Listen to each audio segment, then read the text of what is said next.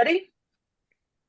I think so, and I don't see Matt, but you have a quorum. Dawn is not going to be on.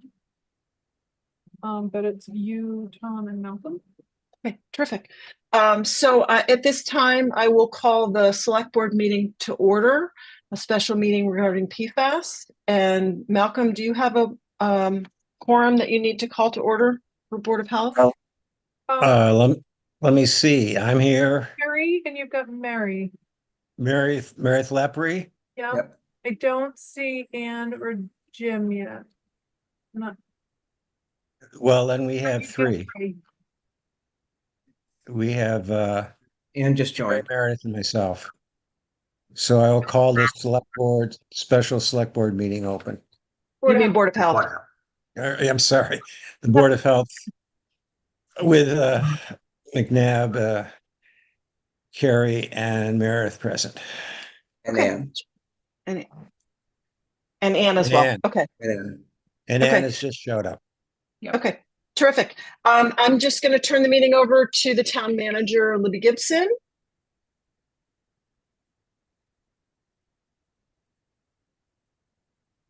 Sorry, There you are. I'm here. All yours, Libby. Okay. So I just want to give a little brief introduction. Thank you, everybody, for attending, especially our DEP partners. We really want to emphasize it is no small task to organize a forum like this with so many high-level state officials. We very much appreciate their willingness to participate. The town is pleased to showcase the various efforts it has underway and which are proactively planned to identify and, where possible, mitigate PFAS and get important feedback, information, and answers from our state partners.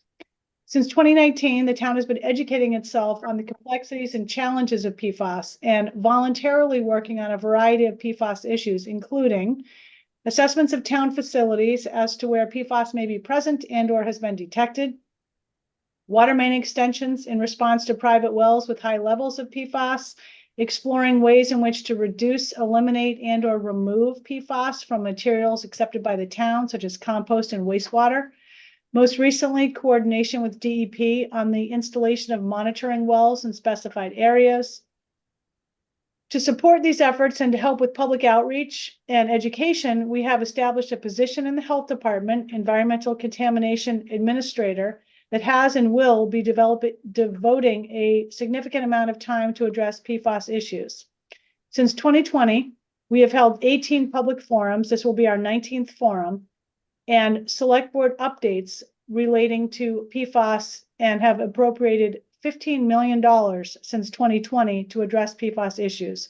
We are looking forward to an interactive discussion with DEP on the town's efforts to address as well as to address how best to prepare for the state's plans or what is being planned to address PFAS, and answer questions that we have collected from the public. In order to maintain the informational nature of this forum, we have engaged a facilitator to manage it, and we requested that all public comment and or questions be emailed or submitted in writing in advance. We hope that both measures will help us stay on track. We further hope that the forum will help answer a lot of questions and concerns. I would turn it over now to Catherine Carter, our facilitator for this session. Catherine. Great, thank you, Libby. Good evening. Again, thank you all for being with us at the Town of Nantucket's PFAS information sharing session. My name is Catherine Carter, and I am tonight's facilitator, and we have a lot to talk about, so we'll dive right in. As far as an agenda goes for tonight, we will start by doing some introductions of our subject matter experts from both the town and Mass DEP, who will be our presenters and our panelists tonight. The town will be sharing a high-level update on its projects and the progress that it's made over the last few years, and we'll focus on two projects in particular, the landfill groundwater and surface water sampling project, as well as the town's response to drinking water regulations and testing. After that, representatives from Mass DEP will discuss the current and future regulatory considerations, as well as some of the key focus areas for the town as it works to stay prepared, proactive, and of course, compliant. We'll then hear from the Nantucket PFAS Action Group and the Nantucket Land and Water Council. As Libby said, tonight's session is one of many sessions that have already occurred and will be the first of several additional opportunities for engagement around PFAS. It's not intended to be a one-off, but rather an overview of where things stand now. Future sessions will be scheduled and will be designed to focus on specific topics.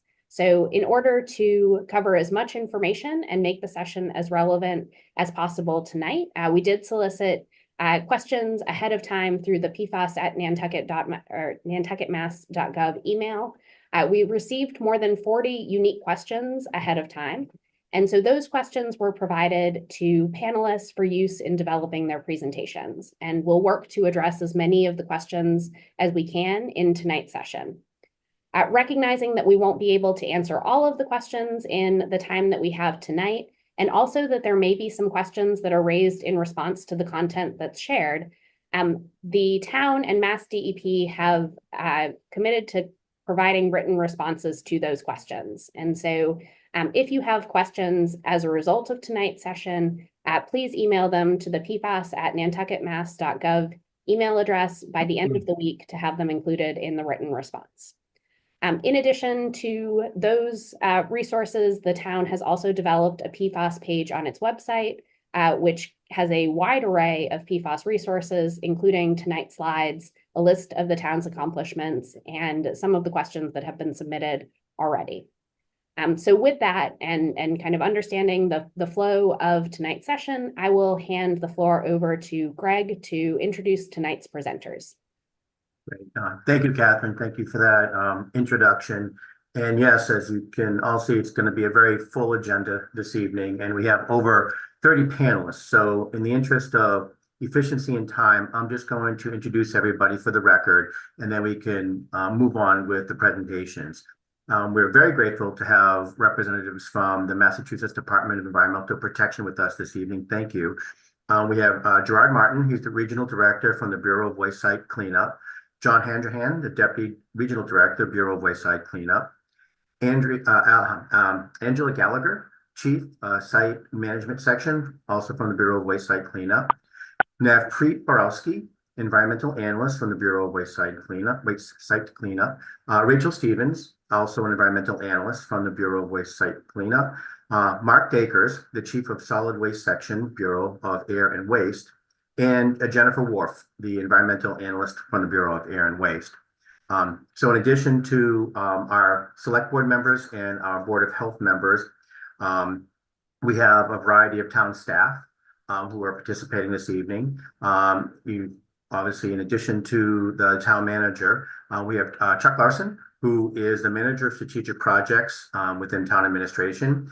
Roque Miramontes, the new Public Health Director. John Hedden, the Chief Environmental Officer in the Department of Public Health. Mark Willett, the Water Department Manager. David Gray, the Sewer Department Manager. In place of Christopher Lowe, we do have Andrew Patno, the Director of Public Works, with us this evening. And we have also Chief Michael Cranston of the Nantucket Fire Department. In addition, we are very happy to welcome some local interest groups, including Aisha Khan, who's the co-founder of the Nantucket PFAS Action Group with us this evening, as well as Willa Arsenault, the Nantucket Land and Water Council's Environmental Program Coordinator. We may also have Emily Molden, the Executive Director on. I don't see her name right now, but just getting it out there in case she is. And finally, we're very grateful to also have some of our consultants who have been helping us for the past 4 years. George Aronson is principal of the Commonwealth Resources Management Corporation. Andy Miller, who's associate with CDM Smith Incorporated, as well as Eric Spargimino, who is an environmental engineer also with CDM Smith. And I'll reiterate that all of this information, including the participant list, is on the town's website under the PFAS page, under tonight's presentation. And this recording will be available on the town's YouTube page tomorrow morning sometime. So with that, thank you all again. It's Herculean to get you all here, but let's jump right into it with Charles Larson for tonight's presentations. Okay, thank you, Greg.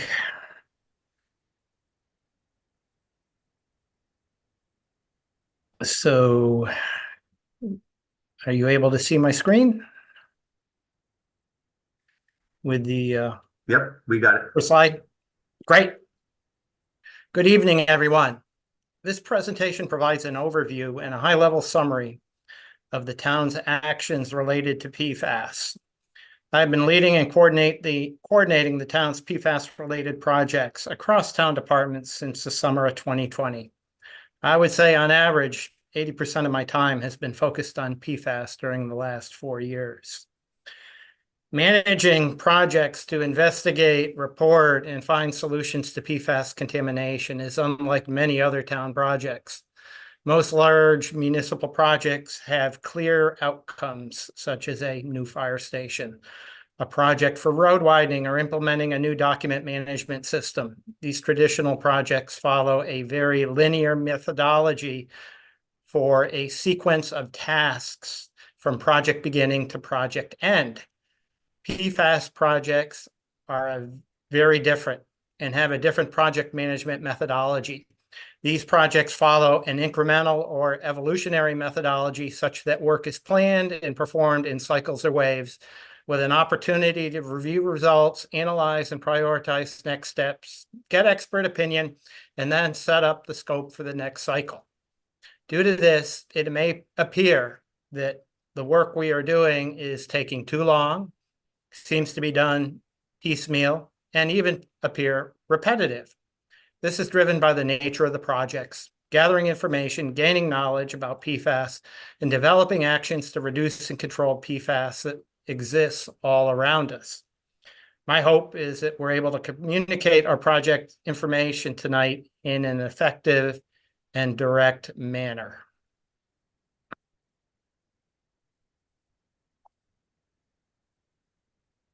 So I expect most people seeing this presentation have some knowledge of PFAS. PFAS is an abbreviation for per and polyfluoral alkyl substances.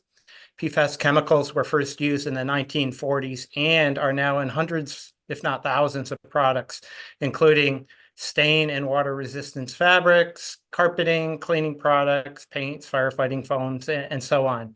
The figure to the right shows some of the products that contain PFAS. So I will jump to my next slide.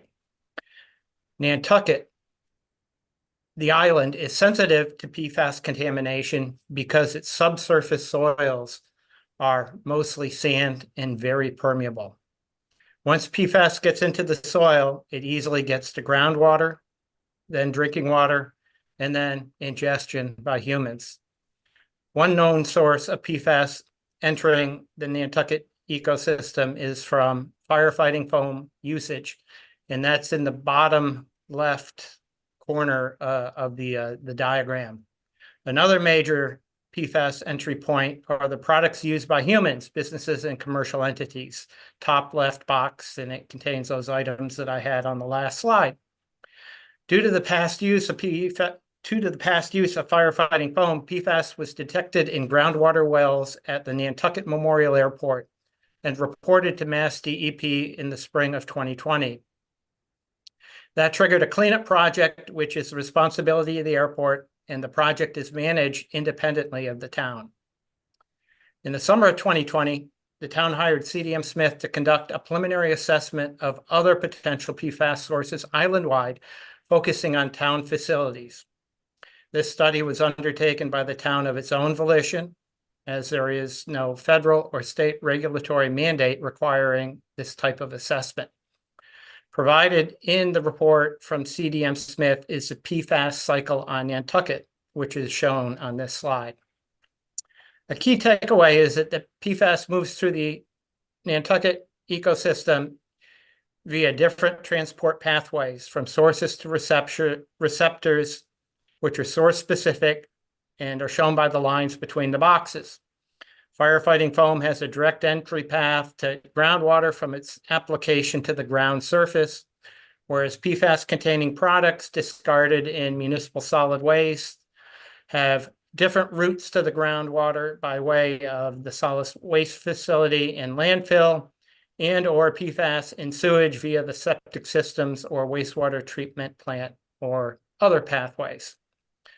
The PFAS cycle diagram provides a holistic understanding of how PFAS chemicals move through the environment on Nantucket and reach the groundwater, and then human exposure by the ingestion of drinking water.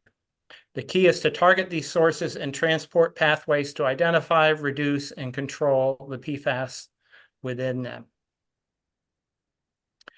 Shown here is a revision of the PFAS cycle and identifies additional transport pathways for human exposure. This slide was created with the intent of being focused on pathways to human exposure, with humans at the center of the slide. The yellow arrows represent the transport pathways for the movement of PFAS chemicals through the environment, either by man or natural forces.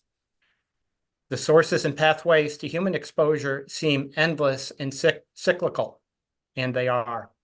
Once PFAS finds its way into the air, soil, groundwater, surface water, ocean, they remain indefinitely and are highly mobile. One of the main takeaways here is that we must target the transmission pathways and sources of contaminated materials to reduce or eliminate human exposure to the PFAS chemicals.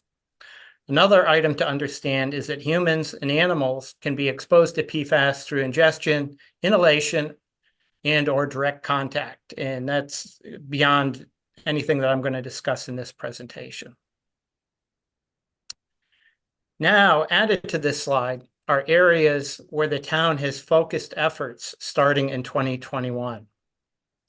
These are airport firefighting and firefighting uses that include PFAS, the public water supply operated by the water department, private wells for homes not served by public water, the wastewater treatment facilities operated by the Nantucket Sewer Department, and the solid waste facility and landfill managed by DPW and currently operated by Waste Options Nantucket.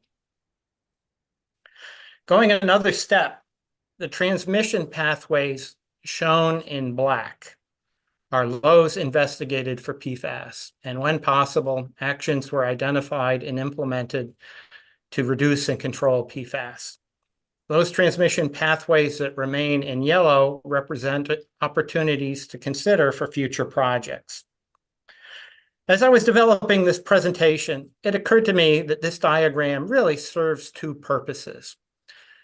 One, it's a tool to communicate and present a high-level understanding of PFAS movement in the Nantucket environment or ecosystem, but it's also a framework to organize the projects completed, underway, and or planned to identify and reduce and control PFAS.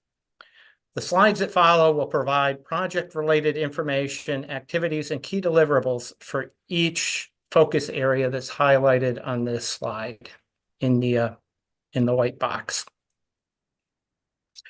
I have one slide for each focus area. These are going to be lightning fast and just have selected highlights.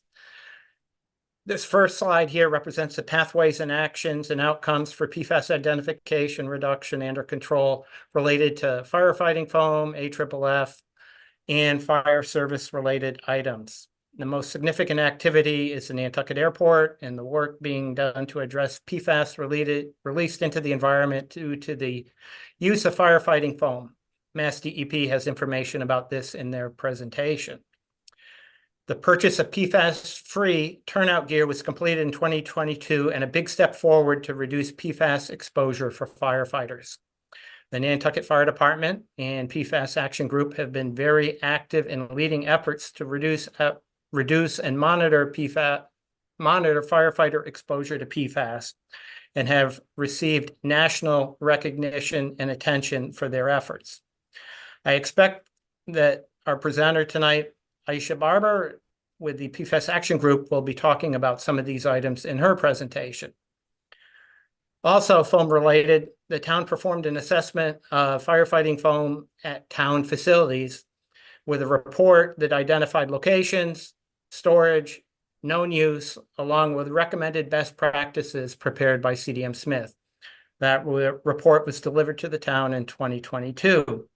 Another accomplishment was in the response to the need for town employees to work adjacent to the airport and have health and safety protocols for handling material with potential PFAS contamination. These were developed and delivered to the town by CDM Smith in 2023. Town protocols for handling material potentially contaminated with PFAS are different from those inside the airport's contaminated site because the MCP requirements as a waste site do not apply outside the contaminated site. It's confusing and underscores the difference of what the airport does in its project and what the town does, and the actions that we're doing everywhere else. And Mass DEP will touch on how the waste site cleanup program works to help better understand some of these differences. The next area, the public water supply in the town's water department began quarterly sampling and testing of the supply wells for PFAS in 2021. This is now required by Mass DEP, and their presentation has a slide to provide this information. The water department has also been very responsive and proactive for the expansion of their distribution system, planning for additional supply wells, and developing models to assist with the efficient operation of their system as the number of customers grows. Similar to water supplied by the town, private wells provide water to homes that do not have access or a connection to public water. The regulation of private wells falls under the Nantucket Board of Health. There's a presentation with more detail by John Hedden in a few minutes to provide these details. And just a couple of more slides to go. There are two areas shown on the PFAS cycle that are interrelated and work together: wastewater treatment and the solid waste and landfill. They are on two separate slides because of the amount of work being done for each area. This is the wastewater treatment slide. There has been sampling and testing for influent or the waste coming into the plant at the Surfside location. Samples have been collected 4 times a year for 2 years. Year 3 is being planned. Sampling has also targeted selected upstream influent, including pump stations, private haulers, carpet cleaners, landfill leachate, and so forth. The goal is to obtain information to understand PFAS coming into the plant and identify opportunities for PFAS source reduction and control. The results for year 1 testing led to 2 activities for bench scale evaluation of PFAS removal from aeration tank foam, which is foam from inside the wastewater treatment plant, and PFAS removal from the landfill leachate before it enters the Surfside plant. The town just received draft reports for each of these a few weeks ago for information and review. It's my expectation that we will be having a public presentation with this information in the near future. The area consisting of solid waste, the landfill, and municipal solid waste is being addressed in the presentation that follows me. There is a lot of work complete and more expected in the future. And my last slide. The areas circled in green are going to be presented in much more detail in the sessions after me.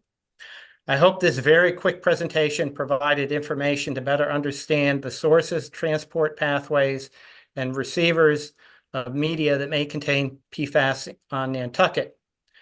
I hope the presentation provided highlights of the projects underway and completed since 2021, and that we demonstrated the PFAS cycle as a framework to manage current projects and identify opportunities for the discussion of future projects.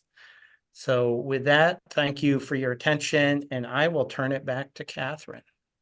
Great, thank you. So that was great information. And as I said in the introduction, we do have some resident generated questions, and we have a few minutes to answer some of those now. But before we do, are there any questions from the Select Board or the Board of Health or other panelists?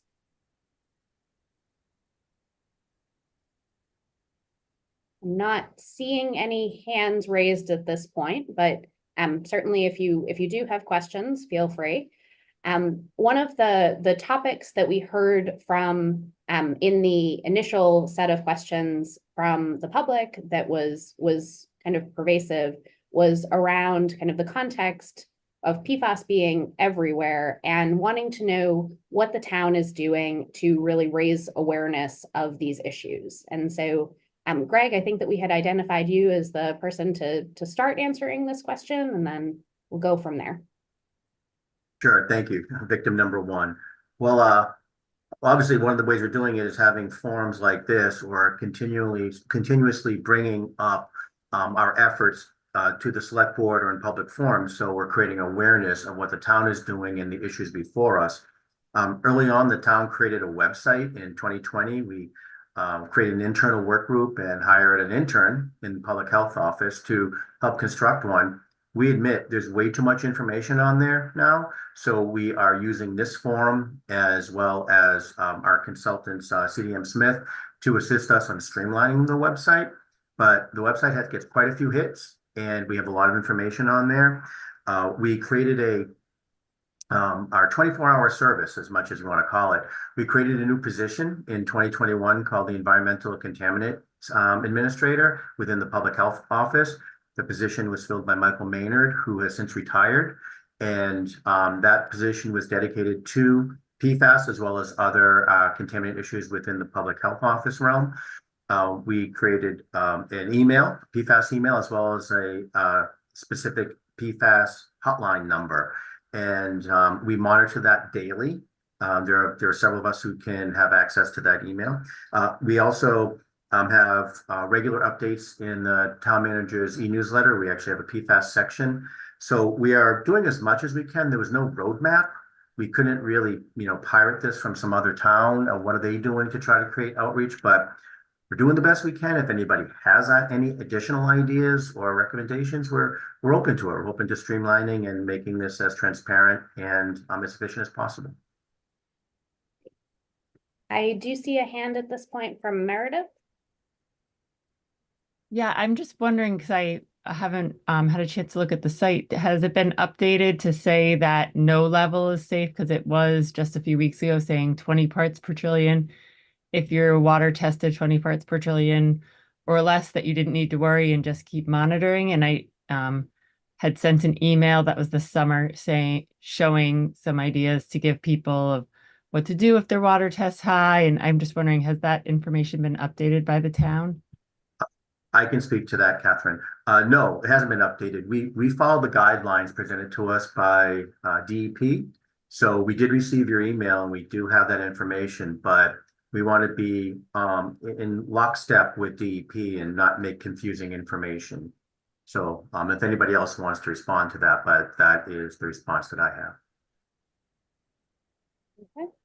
Not seeing any follow-up hands. So one of the other questions that was submitted in advance of this session was, why is the town spending so much money on PFAS in the environment? If there are no state requirements to be spending the money on these projects, why are we doing it? Greg? Yeah, I'll jump in again. The simple answer is it's an important issue and the right thing to do. When we were made aware of PFAS issues in 2019, and with the little blip with COVID in the middle, we convened our internal group and decided it was important for us to investigate any potential public health risks. So we felt it's wise to spend this money in order to protect the public. We bring these contracts and these concepts to the select board. We don't just do this on our own, so we do try to make it as public as possible. But even though there's not any necessarily requirement or mandate, we felt it was the right thing to do. And along the way, we've been connecting with our partners from DEP to make sure we're trying to do the right thing and get some guidance about maybe the right paths to do. And as Chuck kind of just presented, we came up with this PFAS cycle that's pretty complex. And every time it's, you uncover one area, you're uncovering another issue. So we felt it was a very important thing to do. And again, if anybody has anything else to add to that, please feel free. Haven't seen anybody else unmute to also weigh in. So we had one other question that was kind of dedicated to this part of the agenda. And then after that, we will shift to the next set of presentations. But The last question around this that was kind of on overall PFAS response was, why hasn't the town of Nantucket sued the manufacturers of PFAS to prevent the public health crisis at the source? I can take that one too, Catherine. The town has. The select board deliberated on this in 2021, and the town did sign on to the 3M company class action lawsuit in 2021. That information is on the PFAS page, and I'm not aware of any other lawsuit we have going on, but we are participants in that class action lawsuit. Okay. Great. Before we shift to the next set of presenters, just want to make sure any other questions from panelists on the town's overall response at this point. There will be other opportunities for questions and answers or for a question and answer session after each of the presentations. So if there's any questions on anything presented so far. Okay.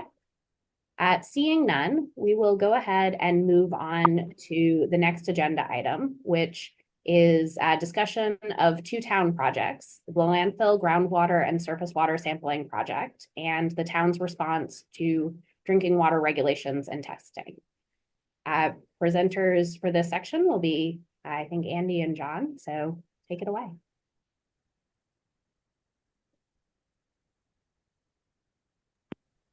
Okay, would you like me to go first? This is Andy. Yep, you can hear me? Let me share the slideshow. Yep.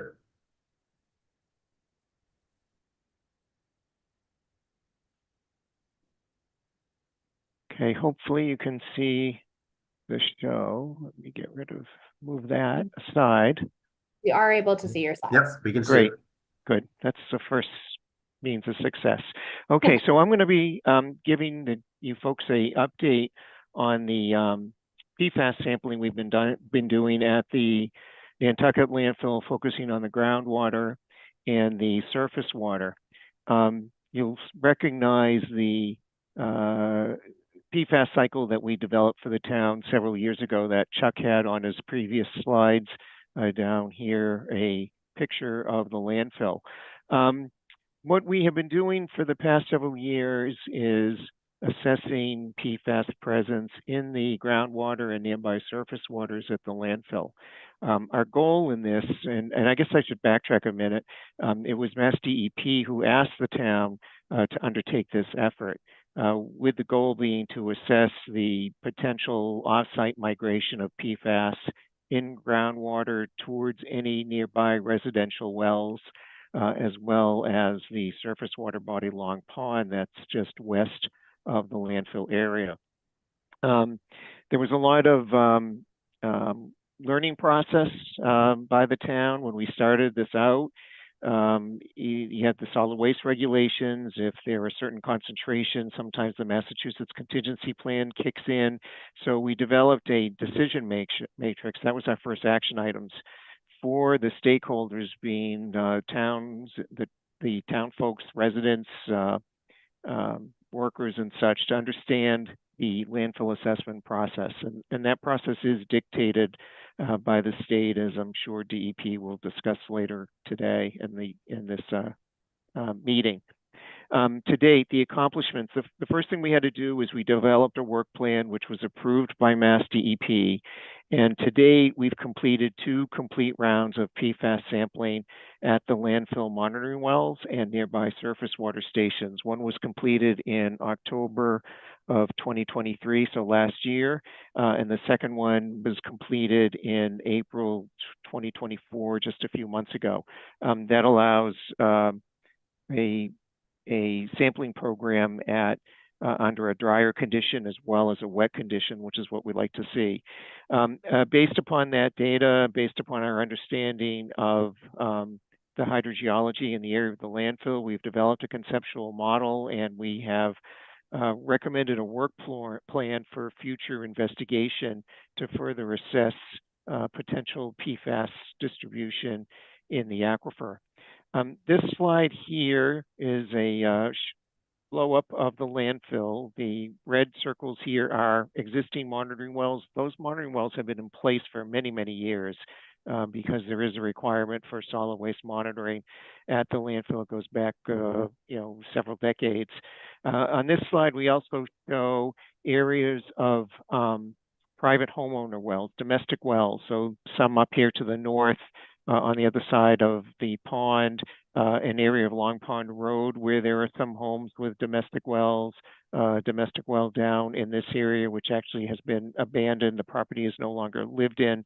What we show here in orange is the half-mile radius around the landfill, which is a typical kind of environmental guidepost we look at as we work to assess what impacts might be. The reason we want to understand where the domestic wells are is that we can focus our concerns and as we investigate to make sure or to understand where PFAS may be moving to these locations. The big thing to understand here is we have the pond in between, and that is a hydrologic feature that can certainly impact groundwater flow and how PFAS or contaminants might be moving in the environment. So one of the first things we do is we look at the groundwater flow in the area. Now, locally on the landfill itself, through many, many years of monitoring, we know very clearly that groundwater flows pretty much from east to west towards Long Pond. We also know from regional available groundwater flow maps from USGS and others that regionally groundwater flows west towards the pond, but also from this side east towards the pond. So what that means is the pond is a groundwater sink. Shallow groundwater is flowing into the pond, it's discharged into the pond. What we don't know right now is if there's potential for groundwater to move under the pond from the landfill area to the west side of Long Pond. Long Pond is shallow, so there may be groundwater flow like that. It also may be that the groundwater upwells. So the next step in our investigations will be focusing on that. What I wanted to do is give you a sense anyway of where the PFAS concentrations are based upon the sampling that we've done to date. And the wells out at the landfill, all those monitoring well locations, there's actually monitoring well couplets. So there's a deep well and a shallow well. So on the left side here, I have shown in colors the PFAS concentrations in the shallow well. Over here on the right side, we have concentrations from the deep well. Just to simplify it, they're in ranges. So if you see a green dot, it was less than 20, and I use 20 because that's the Massachusetts drinking water standard currently based upon the PFAS 6. The yellow is a range of about 20 to 100. The orange is a range of 100 to 1,000, and the red is a range of more than 1,000. So if you look at this, this is the deep wells, and we did find small concentrations of PFAS in Long Pond. They are in general, I think 20 to 30 thereabouts. But in the deeper wells, we see some concentrations here in the wells on the west side of the landfill ranging from 100 to 1,000. Upgrading to the landfill, nothing detected, so that's good. So again, that confirms our groundwater flow directions in this direction. It also implies that the uncapped landfill and the unlined landfill here is probably leaching contaminants, including PFAS, in this direction. And the shallow side is a little bit more complicated to understand because not only do you have the landfill with flow going through it and leachate being generated, but we have a lot of site features and activities, residual soil piles, potential for erosion, runoff, things of that nature. So here we see some higher concentrations abutting the immediate adjacent area of the landfill that could probably be impacted by runoff and erosion and such. We have a yellow one here, which is about a 20 to 100 range. So that could be from surface features or coming directly from the landfill. The groundwater, as I mentioned, flows in this direction. So these locations may be seeing the impacts of the landfill. So those are the types of things that we look at. Again, we don't yet know what the contribution may or may not be on the other side of Long Pond. That will be looked at. I would mention, if I just go back for a moment, that there are septic systems throughout this area. There's no storage over here. And we also know that PFAS can be generated by homeowner use when discharging to local septic systems. So that too may be a cause of any PFAS in the area. But our next steps, we are going to be continuing the PFAS sampling of groundwater and surface water on a semi-annual basis. The next one will be in actually this coming October, so we're planning for that. And there'll be a field investigation to be conducted pending Mass DEP approval of that proposal that went into them at the very end of August. The plan would be for additional monitoring wells, assessing potential for PFAS to extend beneath Long Pond, assess any impacts to Nantucket ditch. I don't think I mentioned that, but there is a ditch from Long Pond that flows out to the harbor, so the pond is tidally influenced. And then after that investigation, we will be preparing another report and proposing further recommendations based upon those findings. So that's a short update on the work at the landfill regarding the sampling program.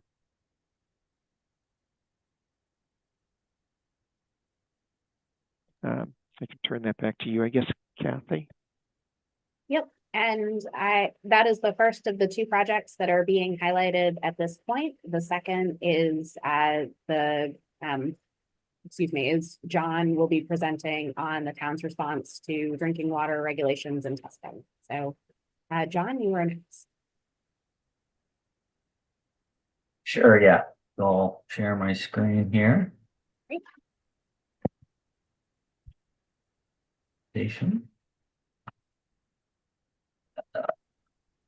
No, geez. You're gonna have to excuse me. I'm not as well rehearsed at these as other folks. All right, there we go. Okay, hi, I'm John Hedden, Chief Environmental Health Officer with the town of Nantucket with Health and Human Services, and I've been involved with PFAS for the past couple of months.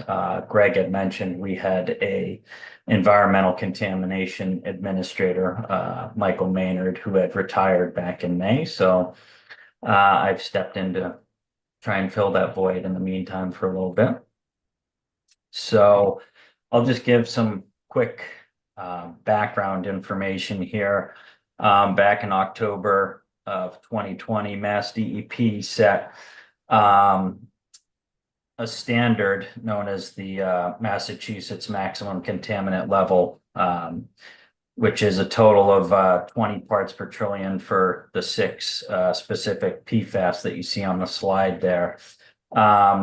These levels were much lower than the EPA's advisory level of 70 parts per trillion at that time.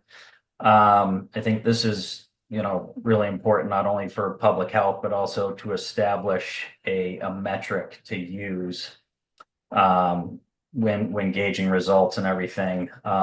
This does apply to public water supplies and not private drinking water wells. Mass DEP does regulate the public water supplies. Local Board of Health regulates private wells. And a public water supply, just for your information, in the broadest terms, it's usually municipal water. It's something that serves over 25 people a day or has 15 or more connections. So state and local PFAS updates. As some of you are aware, there's been several changes over the years.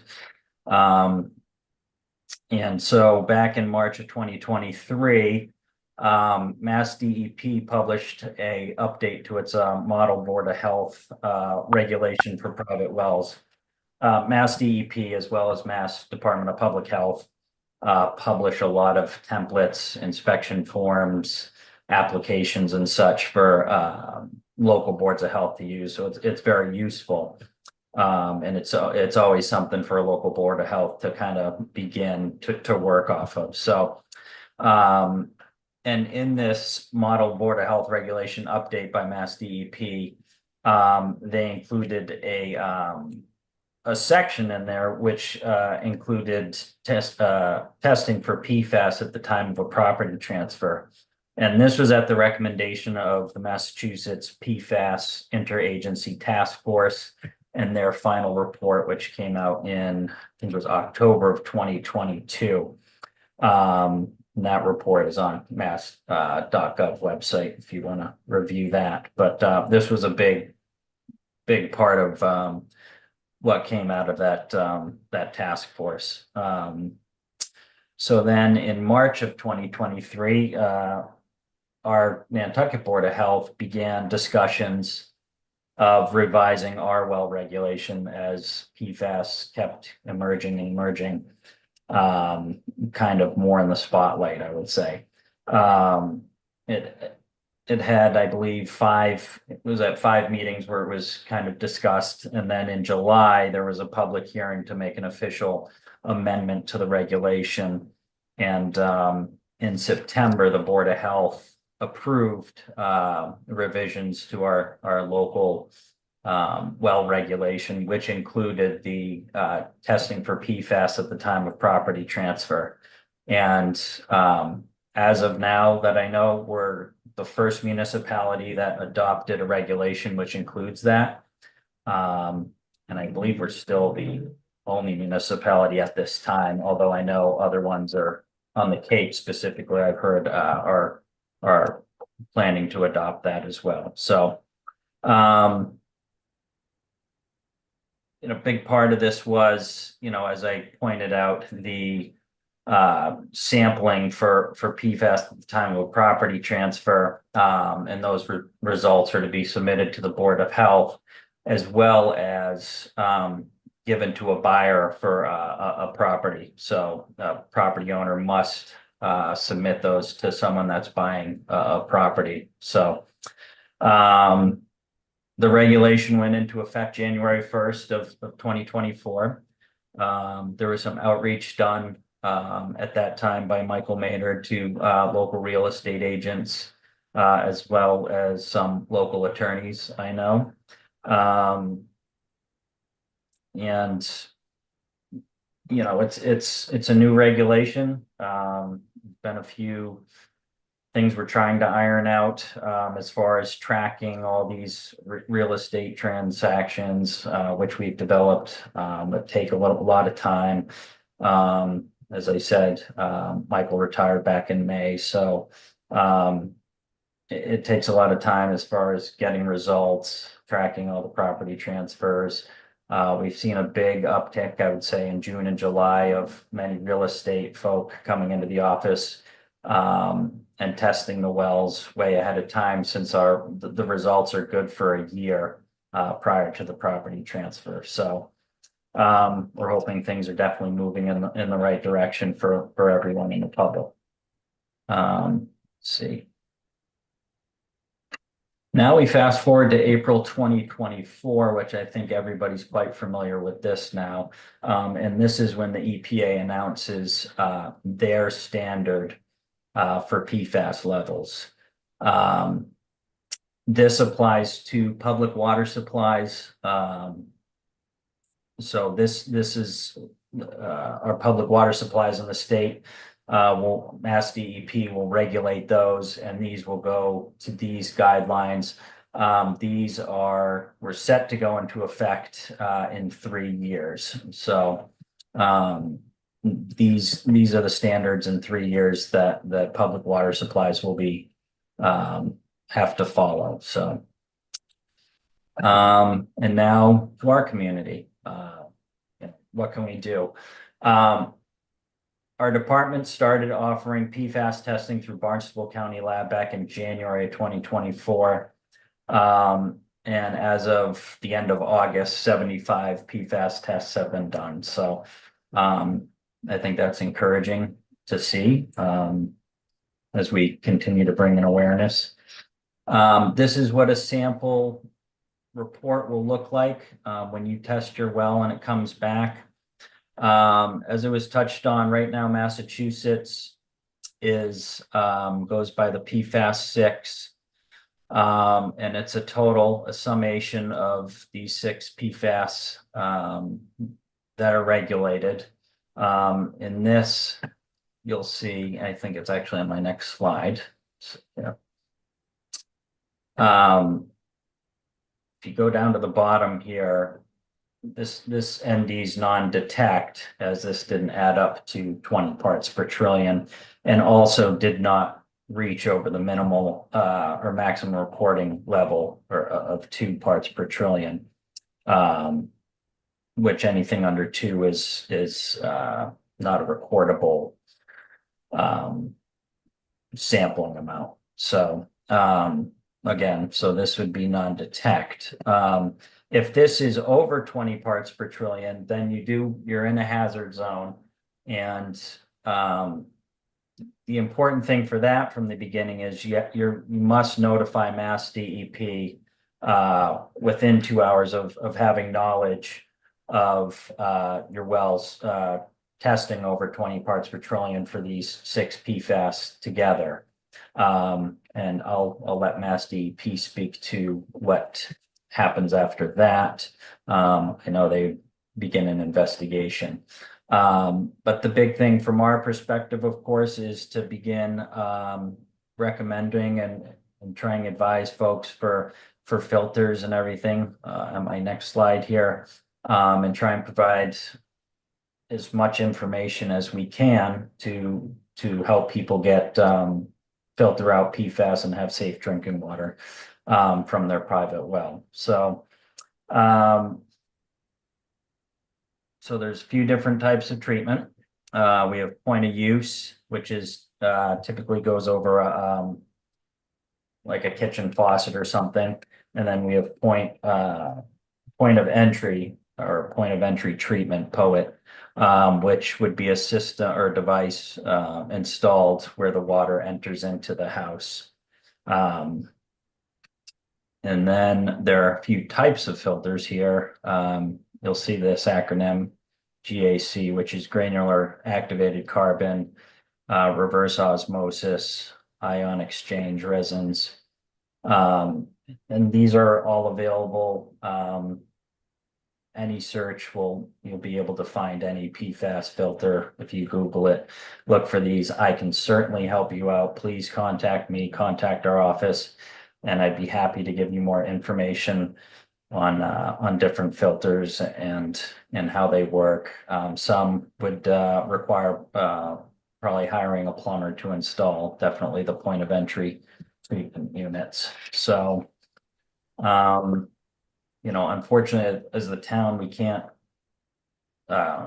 recommend specific products or brands, but I can try and definitely guide you in the right direction. The big thing is that any filters certified by NSF or ANSI, ANSI 53 or 58 standards.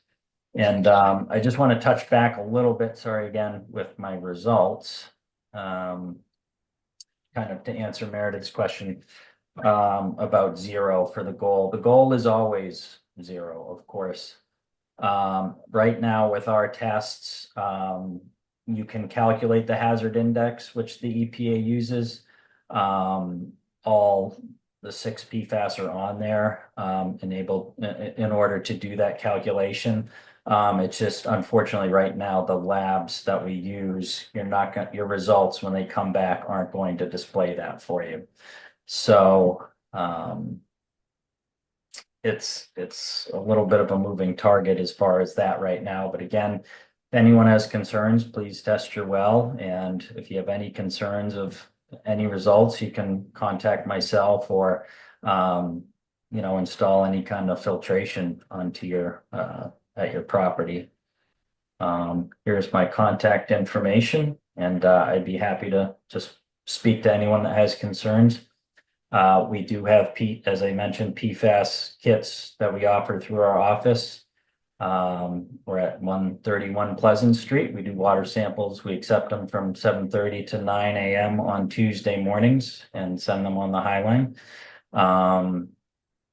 So with that, I'd be happy to answer any questions or hand it back over to Catherine. Okay.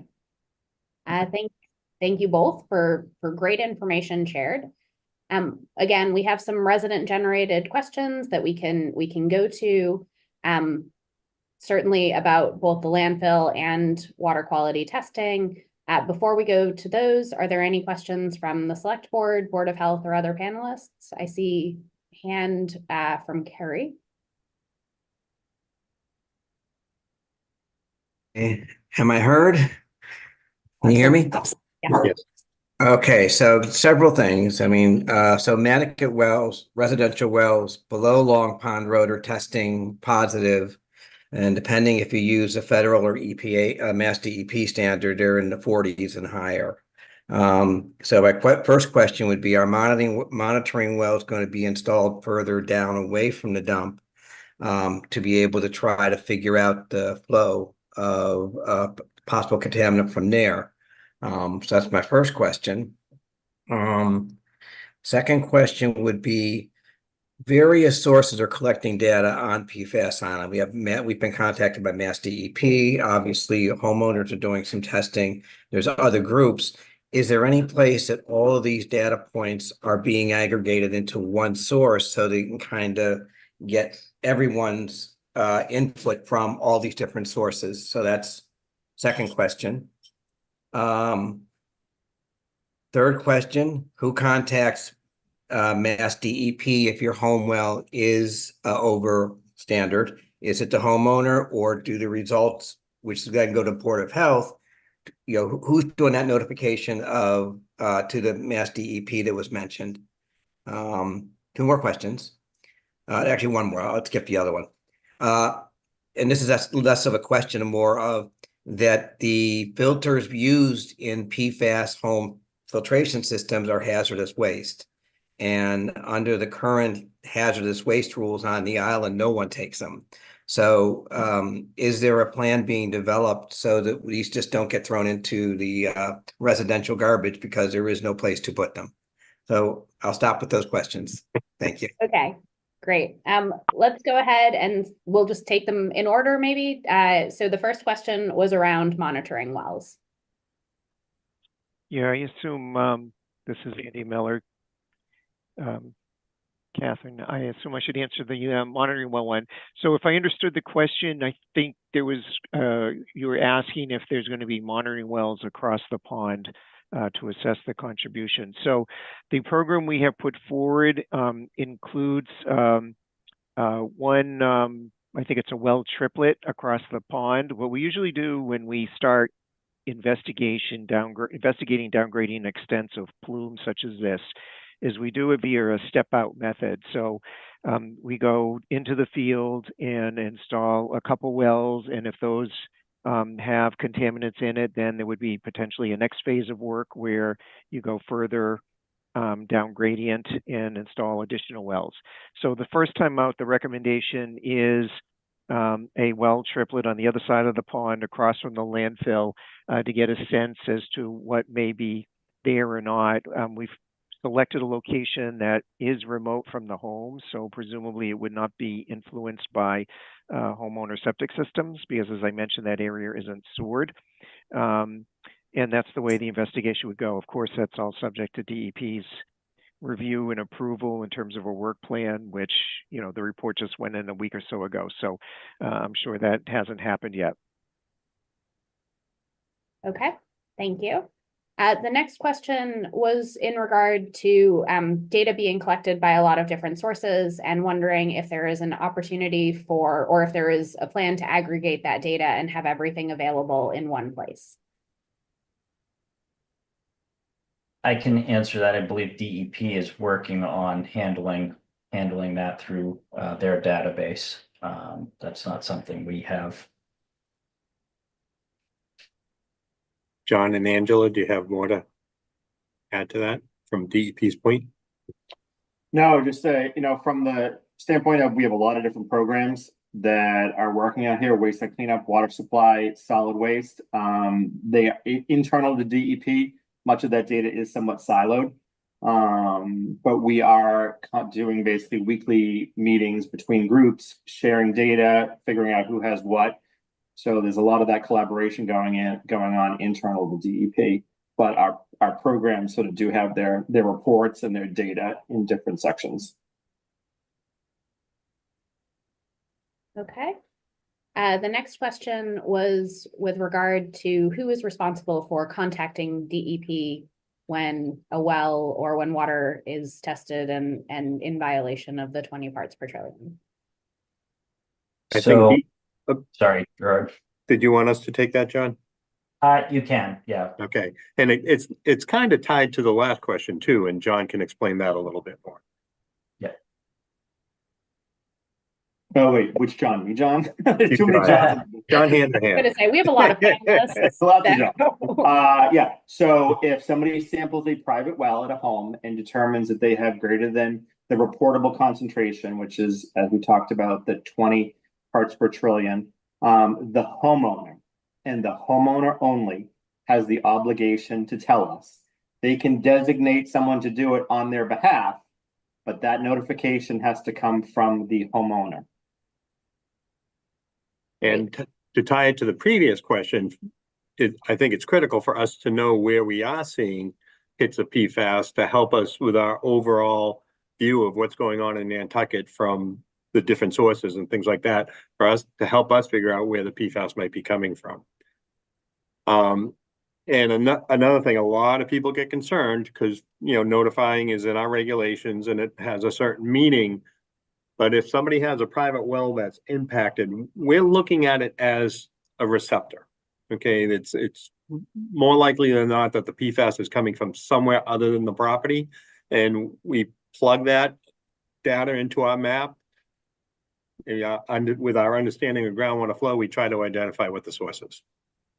So it's more to find the source and possibly a responsible party to help deal with the contamination on that impacted private well. Okay, thank you. And I believe that the fourth question in there was in relation to disposing of the filters and hazardous waste. So was there a response to how to dispose of those? Yeah, so Gerard, I don't know if you want to take that over again after we discuss. I don't want to take it. I was going to ask Mark Dacus to take it. In terms of point of use systems, I mean, they can be disposed as solid waste. As far as, homeowners using contractors at servicing their point of end system, that's a different question. But in terms of the filters themselves that are being used for point of ends, are solid waste can be disposed at solid waste facilities. Thank you. Any other questions from Select Board, Board of Health, other panelists? Okay. Catherine? Yes. Catherine, it's Brooke. I want to make sure I heard that correctly. That the filters a homeowner takes out of either their POU or POET system can be disposed of with household waste? Did I misunderstand? Yeah. Mark. Yeah, my understanding, those materials are solid waste and they can be disposed of in a landfill or an incinerator. They can't, if the town has its own bylaws that restrict different types of materials, towns can be more strict and restrict what they want to do. But we will do is there's a lot of changes that have been going on. Some of the materials, the contractors who are doing, if they're doing the removal, sometimes will take them back to their facility and potentially try to regenerate them. Okay. So like an ink cartridge kind of situation. Yeah, they sometimes will have a service to take care of them and in a way to easily move the materials. This will happen for not just for these kind of cartridges, but other, and it's more on a larger scale for, larger systems, but they can be disposed as solid waste at solid waste facilities. Okay, thank you. Mark, isn't that just the point of use system? The smaller? Yes, these are just the small ones that you have in your home, the filters themselves. So the larger point of entry systems where it's a lot more carbon, you can't do that. You can't dispose of them in the solid waste facility. Okay, so if I may follow up, are there places certified to accept them? If we were to, I guess, so the dilemma here is, what do we do on Nantucket, right? if we well, we don't want to landfill them, obviously, but for a whole host of reasons. But should we collect them? Is there a place, a certified place to send them if we found someone, a contractor, to do that transportation for us, like we do with other hazardous waste? Well, what I can do is we do have groups of recycling to find out ways to manage them in the department, and I can look into that further to see if there are any other groups or locations on a statewide basis or people that are doing this, and get some information back to you in a written response. Okay, great. Because you guys are installing them in certain situations. I'm curious what you're doing with them. And so that might advise us in terms of what we should do. Thanks. Yep. And just to be clear, the systems that the Commonwealth occasionally installs at private homes, these are point of entry systems, large systems that are in the basement. These systems have carbon systems that are not designed for a homeowner to be able to change themselves. A technician from the company has to come out and deal with that media. So the technician is responsible for that disposal. So we're not at this point in time installing point of use systems, which are the under the kitchen sink with a cartridge scenario. I'm sorry, it begs another question. Are there regulations for people who install and maintain POET systems?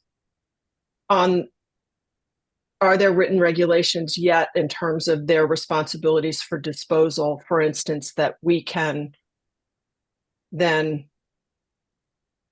give to anyone who's installing these here and maintaining them? Well, I think they would be considered a hazardous waste and would have to be disposed of properly under the hazardous waste regulations. Correct, John? Hand to hand? No, I'd have to go back to Boston. We had this conversation with Boston a few weeks ago, trying to get clarity on this. We were getting questions from the public, and we were told that the large systems, the contractors, the companies deal with that and process that material, and they are able to do that, and that sort of isn't a homeowner question. So that's how we proceeded. Okay. Ripe for follow-up. Thank you guys very much. Thank you. In the interest of time, we're going to do one more question and then we'll move to the next set of presentations. So Carrie, I see your hand again. Okay, thank you. I'm one of the people that has a PFAS house, and the manufacturers themselves and many of their websites do talk about this being that the point of use filters are hazardous waste, and you got to work with your town and local municipality for proper disposal. So, and even a small thing is going to be concentrated with PFAS. Whether just the size, it's still going to be a filter that is full of PFAS materials. So, I'm concerned of the throw it into bulky kind of approach. It's not really solving a problem that I think is real. Size of the filter, it's still going to have a high concentration of PFAS material in it because that's its job. So it's not a question so much; it's just a concern that I have as a Board of Health member, and I'm concerned about health. Thank you. Thank you. I don't know if there's anyone who wanted to respond to that. In the meantime, I do see that there are a few other hands going up and that there are some on the public side. I do want to remind folks, we are not taking public comment at this time to make sure that we're able to work through all of the presentations and the content that we have prepared for tonight. We may have time for a few questions at the end of the session. We'll know that as we get a little bit further in. But if you do have questions that you're not able to have addressed tonight, I want to remind folks of the PFAS at Nantucket mass.gov website. All questions will be responded to in the coming weeks in writing. And so if you don't have an opportunity to have your question asked tonight at the session, there is the opportunity for follow-up then. So recognizing we probably won't be able to answer all of the questions that folks have, I do want to just remind people of that option and hope folks will submit their questions that way. Malcolm, do you have a quick question on this topic as well? Yeah, just a comment. I mean, it's obvious that we haven't answered that last question very well.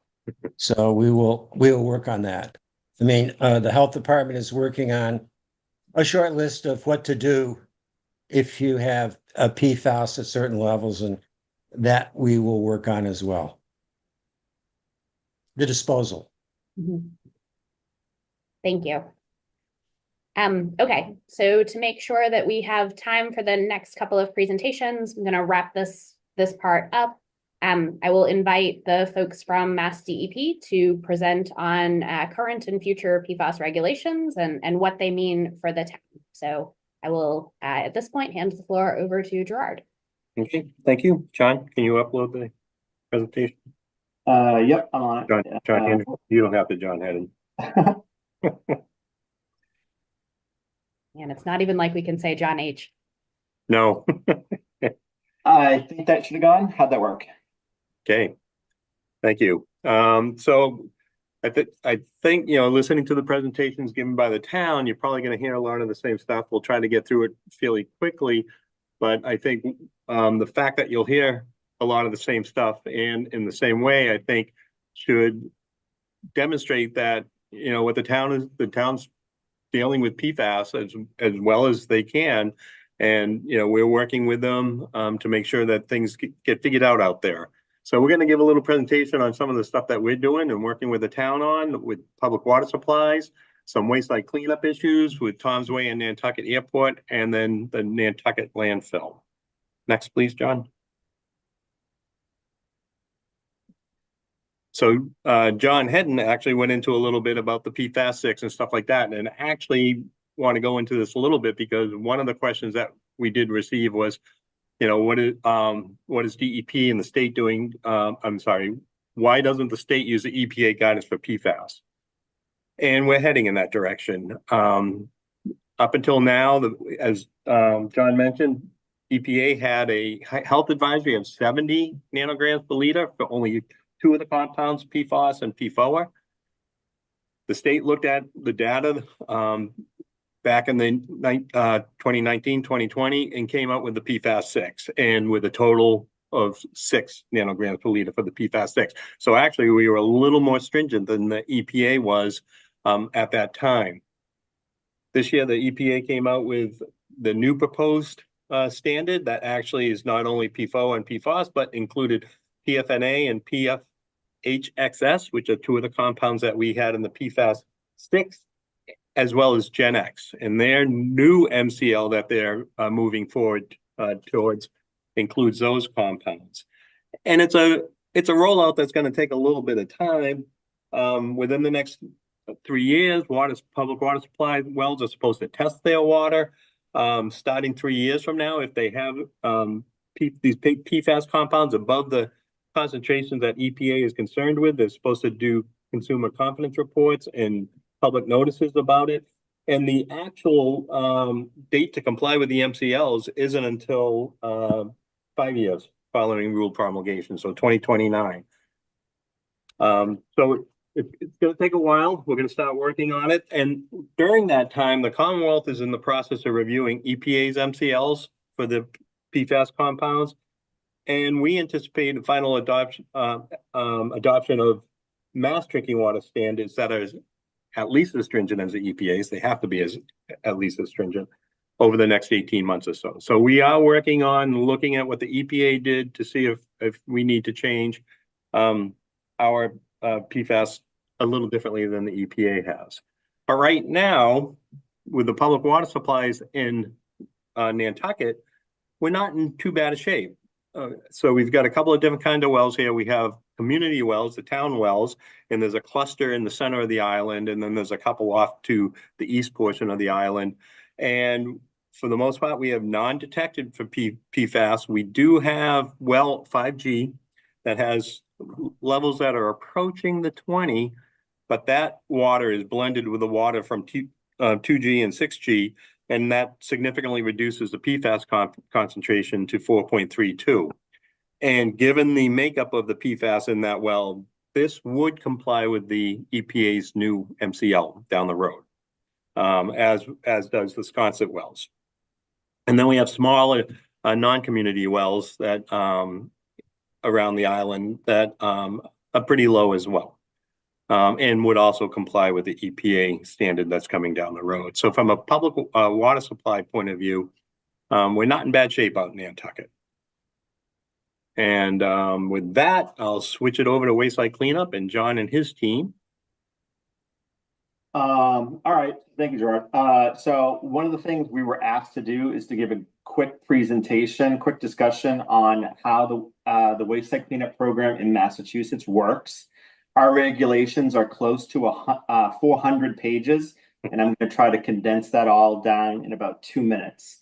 Our program is considered or called a semi-privatized program, which means when a site is identified, when a release is identified, usually it's the property owner where the source is. The property owner takes responsibility for that and hires a specific type of environmental consultant called a licensed site professional to develop the assessment and ultimately the remediation plan for the site.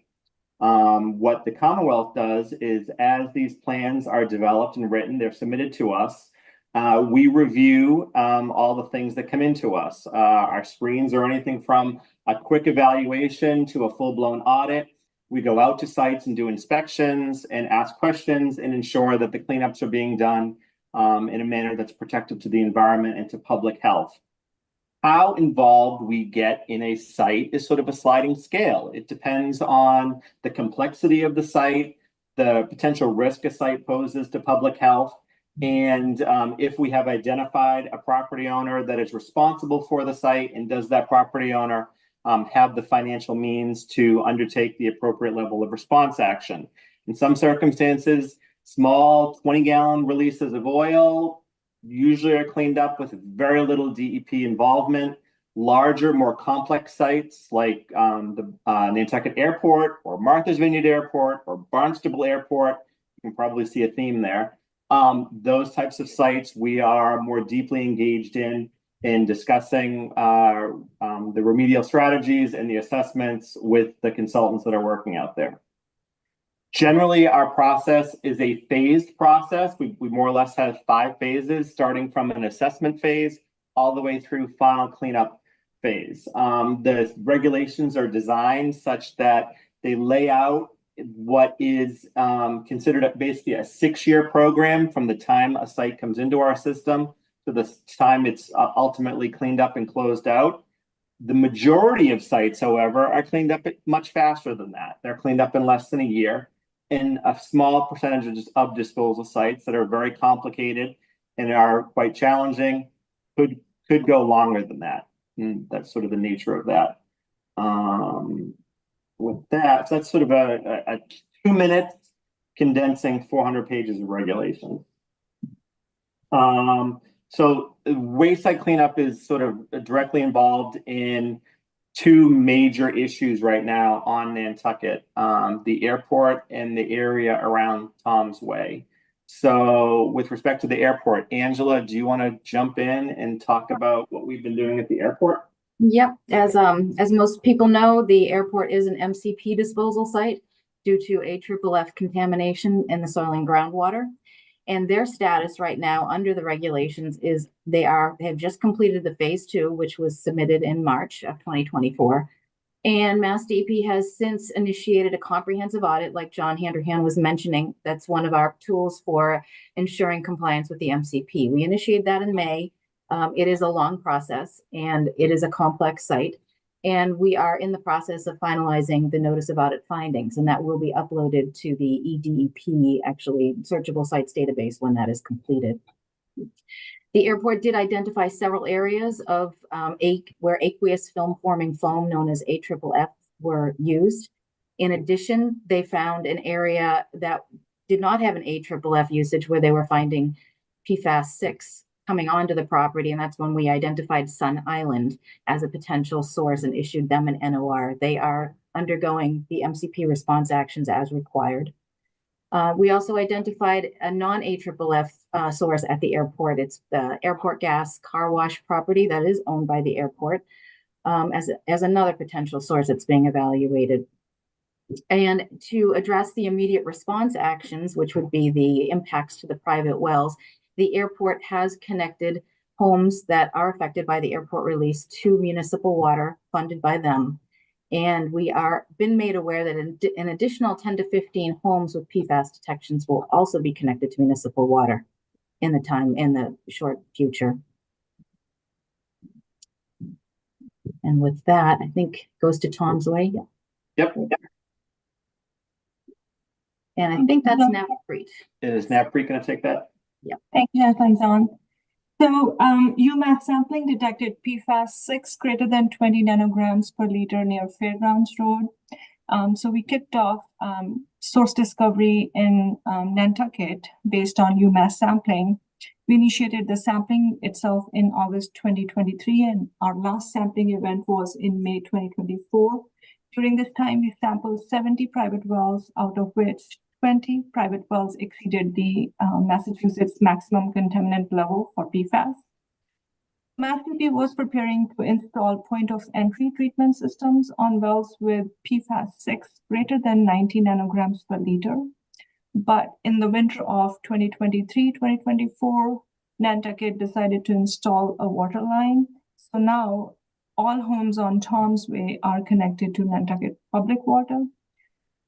So to fill in the gaps, we are, and to pursue further source discovery, we are conducting additional work in this area. The groundwater flow direction is difficult to infer, maybe northeasterly, but we are not sure. So we have hired a contractor to install monitoring wells, and the drilling is tentatively scheduled for mid-November. That's all for me. Next is Mark Dakers from our solid waste program.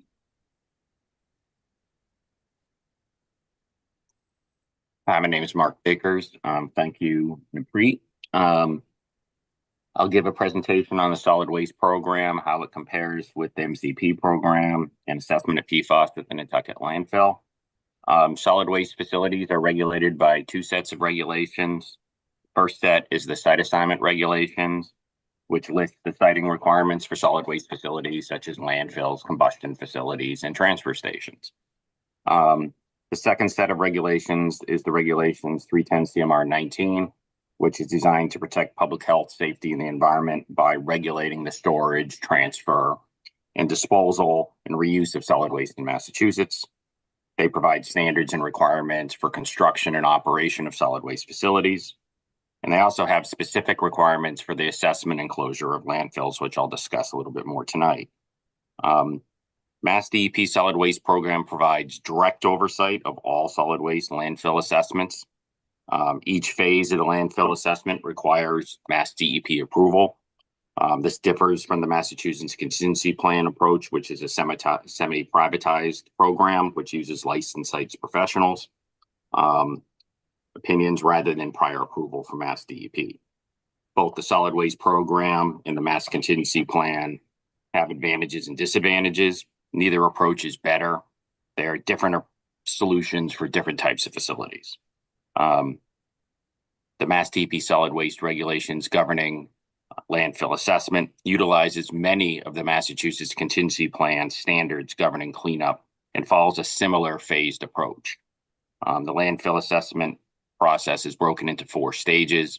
It's the initial site assessment, the comprehensive site assessment, the corrective action alternative analysis, and the corrective action design. The first stage, the initial site assessment, consists of gathering and evaluating all existing information to develop a scope of work to go investigate the nature and extent of contamination in the aquifer associated with the landfill. This can include installation of groundwater monitoring wells, surface water samples, landfill gas samples, can be sediment sampling, testing can also occur. And the main point too is also to identify all the receptors.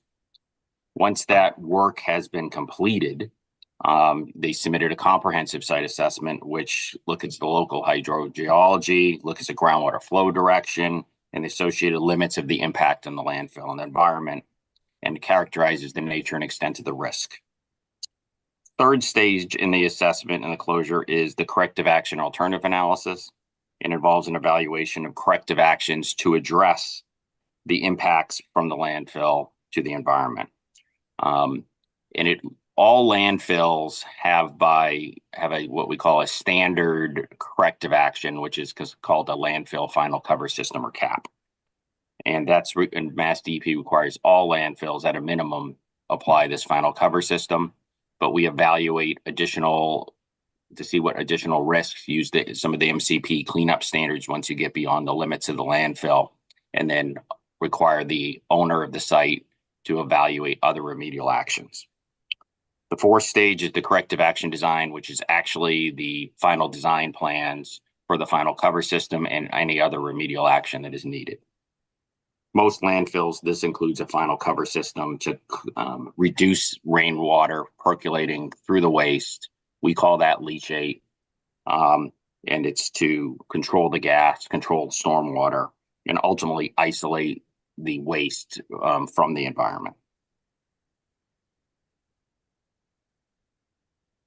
I guess next slide. There are essentially two investigations right now into the landfill are ongoing. One by the town of Nantucket and one by Mass DEP's Bureau of Waste Site Cleanup. In 2020, the town proactively initiated work to identify the source and extent of PFAS on the island. Mass DEP and the town of Nantucket have been discussing PFAS on many fronts, including the landfill at that time. The town proactively submitted a sampling scope of work permit application to assess PFAS at the landfill in December 2021. And I'll provide a little more detail about this permit later in the presentation.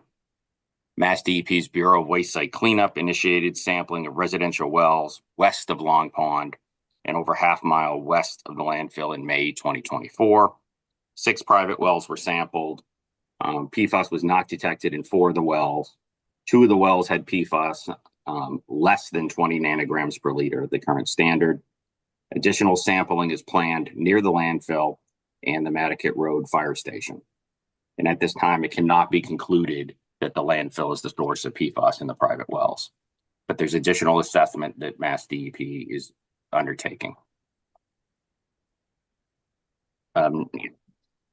Just some brief information on the landfill, and it's roughly 73-acre parcel with 15 acres of waste. There are 3 phases. There's the phase 1 landfill, approximately 10 acres that's unlined, and there's a phase 2 and 3 landfills, which are lined and operational of approximately 5 acres. The phase 1 area ceased operation in 2003, and the line cells became operational and are active to this day. It is noteworthy that the town completed the first 2 stages of the landfill assessment back in 1996 and 1998. The assessment did not include PFAS, as PFAS was not a contamination being tested for at any time at any landfill at the time. The landfill assessment focused on groundwater, surface water, and landfill gas. The town has been conducting routine environmental monitoring of groundwater, surface water, and landfill gas since 1999. We now know that landfills are universally considered a source of PFAS due to the wide use of consumer and commercial products that make up a significant amount of waste that go into those landfills. And then next slide. This is from the town's August 2024 report showing the different phases of the landfill, the lined and unlined landfill. Go a little bit more detail about the town's PFAS assessment. I'm just going to briefly touch on some highlights here that Andrew Miller had already touched on. I'll focus more on the assessment that's proposed going forward. The town has submitted the results of the April 2024 testing and a report that we just got at the end of the month. The department is currently reviewing that report. That report includes the proposed installation of 9 additional monitoring wells at 7 locations, including the monitoring well cluster west of Long Pond to confirm the hydrogeology and confirm the extent of PFAS coming from the landfill. There's also another well north of the landfill along Nantucket Road, and there's one south of the landfill in Massasoit Bridge Road. There's going to be 3 piezometers installed between the landfill and Long Pond, and that's designed to get more information on the interaction between groundwater and surface water of Long Pond. There also will be additional soil sampling at the landfill. And that is it. And if there's any questions, this is our contact information on this last slide.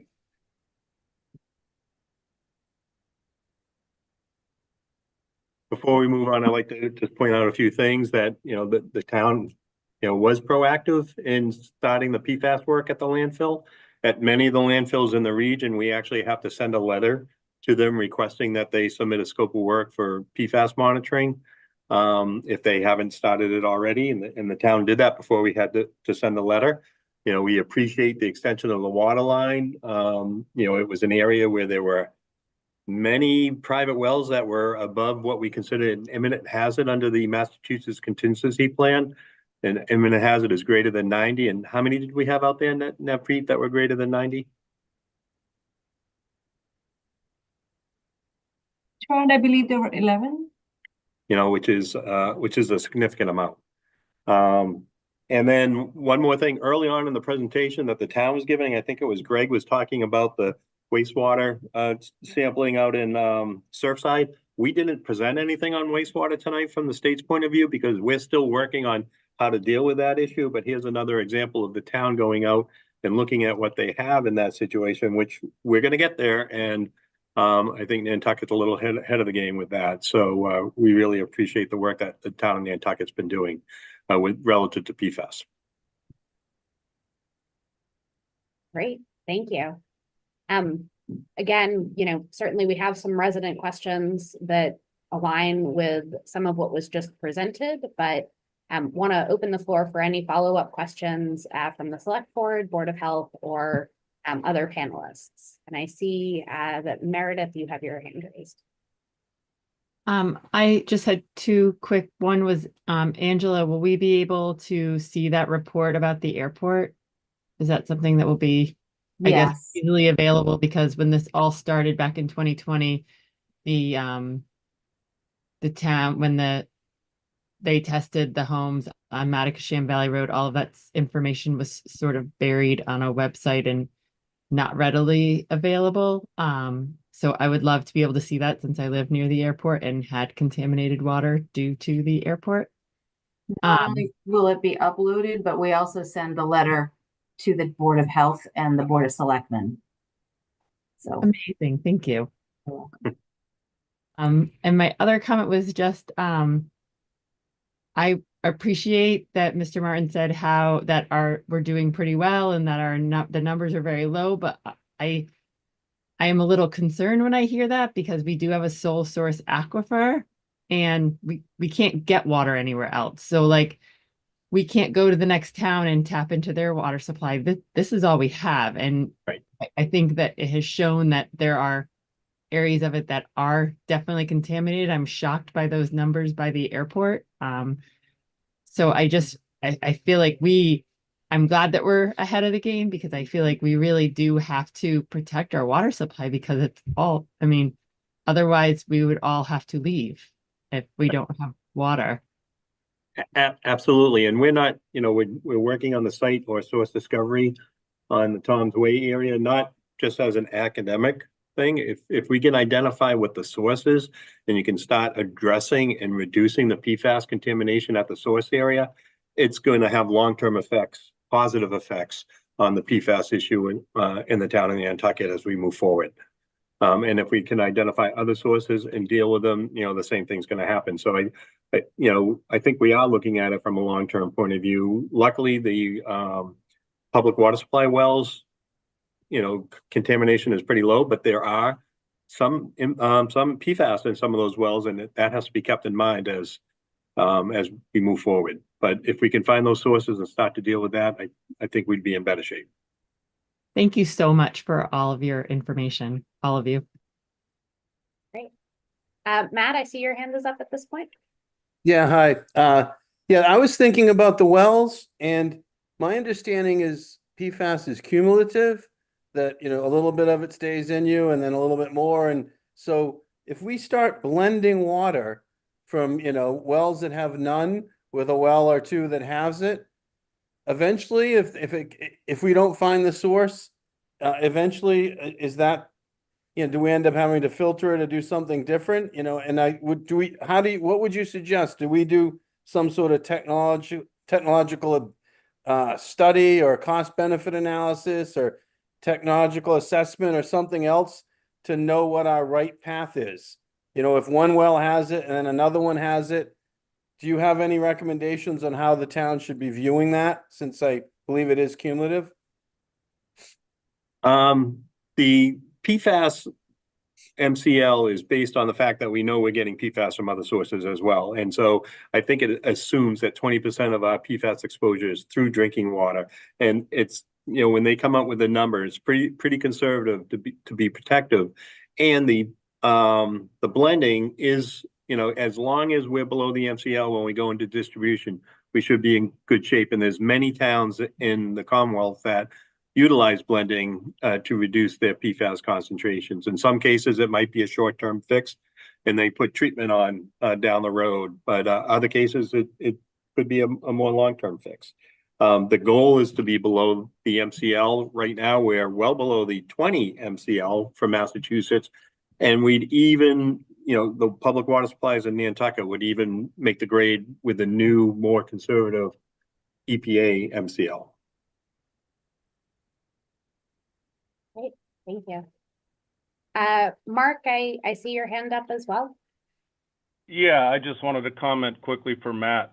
Matt, the well that we have, well 15 with the hit, since that discovery of those hits and the discovery of Tom's Way, that well has not been on. We turn that well on monthly to do chloroform bacteria testing, and we take that and turn it on for which is required by DEP. Yep. All the source sample for the wells at Milestone Road, the 3 wells, are a combined sample of well 12, well 15, and well 16. That's the only time I've turned well 15 on in the last year and a half. It shows that in our annual reports that I send to the guys at DEP. They've been great giving us information and guidance the whole time since that discovery of those. They've reassured us that blending is an option. But I drink the water too, and so does my family. Well 15 is off, so it's not even being blended. Okay. Thank you, Mark. That's good news. Yeah. Any other questions, comments from panelists before we ask a few of the questions submitted by residents? Okay. So one of the questions that was submitted by residents, and I think that we started to touch on this earlier, but can you describe or kind of share the process of what happens after a person samples their well and it's found to be over 20 parts per trillion? You know, earlier we had the question about kind of whose responsibility is it to notify DEP. That was very clear. It's the homeowner or designee's responsibility, but kind of what is DEP's process from there and what happens subsequently? John, I think this is you, hand your hand. There's no one formula for what happens in the event that someone identifies a 20 at their home. There's a wide spectrum of things that could happen, but the most critical part of that is knowledge to DEP that a discovery of greater than 20 has been found. That's really key to helping us get involved and start to figure out the problem. In the circumstance that it exceeded an imminent hazard number for us, that would be exceeding 90. We could be talking about the Commonwealth coming in and putting in a point of entry treatment system on the home. We would look at the area, what other potential receptors are in the immediate vicinity. As in the case of Tom's Way, we found one well, we learned of one well, and our asking questions and looking around the neighborhood led to the discovery of a quite larger circumstance, all based on we knew there were a bunch of wells, private wells in the neighborhood. So depending on how many wells are nearby, how high, how much they exceed the 20, all of these things factor into the different tools that we might use to start to figure out the problem. So sort of a spectrum, but it all triggers off a property owner telling us they've found a problem. Great. And I see, Brooke, you have your hand up, so I don't know if that's a follow-up, but. It is. Maybe it's for a point of clarification. I just want to help people to understand, because there was a lot of confusion, in particular around what happened at Tom's Way, that once it's reported to Mass DEP takes control of the investigation, that the town's role is zero once this happens. Am I correct in that regard? Because there was some confusion about why isn't the town doing stuff and why is the state involved? And I just want to clarify for folks that that is actually the process, that the town doesn't have a role here, the state does. Do you want me to go, Gerard? Yes. So at this point in time, with respect to Tom's Way, the main reason why the town does not have a role to play in the investigation formally is because we have not identified the source area. I mean, I will be honest, the investigation that we are intending to do in November, we think there is a pretty good likelihood the source is in proximity to the municipal properties that are on Fairgrounds Road. I think everybody sort of knows that. It doesn't take much of a drive through the neighborhood to start to figure out where the source could be. So we are looking at that. But until we come to a definitive conclusion, that's where the source is, the property owner, the town, does not have a responsibility to us to initiate response actions. The town, as Gerard's pointed out and others have pointed out, has been extremely proactive in helping us address the issues on Tom's Way. Initially, when we started talking about that a water main was potentially an option to address those wells, internal to DEP, our water supply people thought that could potentially be a year-long project. By the time it gets started, the permitting, and then those wells ultimately hooked up. The town did it in about 2 months, which pretty much stunned our water supply team. So the town has been very proactive.